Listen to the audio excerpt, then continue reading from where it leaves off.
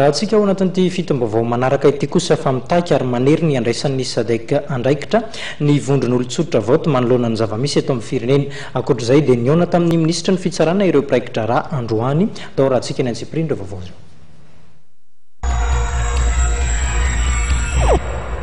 Mitaky ary manery ny andraisan'ny SADC andraikitra ny vondron'olon-tsotra na ny VOT nisy ny taratasy izay natern'izy ireo teo anivon'ny boromsana amin'ny fifandraisana amin'ny SADC tetsy Akorondrano io maraina io.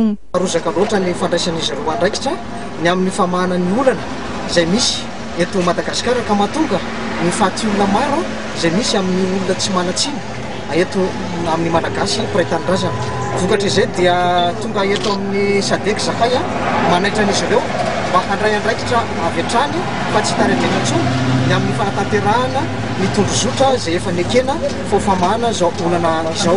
Anisan'ny ara-dita amin'ny VOT ihany koa ny fianakavian'ireo gadra politika izy ireo izay mitaky ny fampiarana ny sorodalana indrindra ny 2012 izay milaza ny tokony hamoahana ny gadra politika rehetra.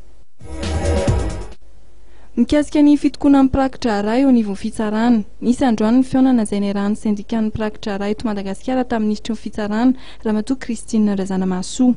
Tsy nisy ny marimaritra raisana hita ary tsy afa-po tamin'izay fihaonana izay anefa ireto praikitra ra ireto.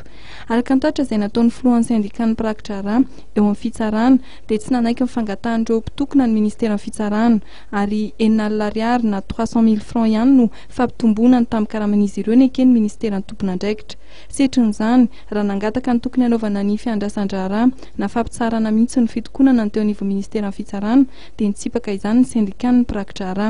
Araka ny fanapa-kevitra izy ireo dia mbola mitohy ny fitokonana izay tanterahan'ity syndika ity manerana ny fitsarana eto Madagasikara.